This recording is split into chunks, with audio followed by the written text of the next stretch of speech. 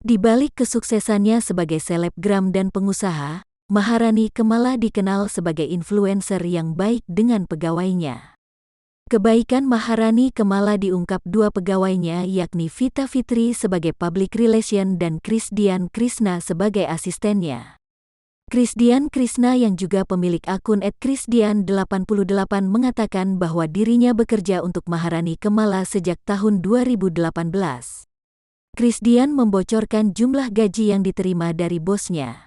Dia mengaku, gaji yang diterima dari founder MS Glow itu sangat setimpal, bahkan di kisaran puluhan juta rupiah.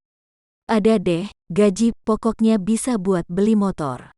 Setiap bulan kalau mau beli motor setiap abis gajian bisa, ucap Krisdian Krishna seraya tertawa.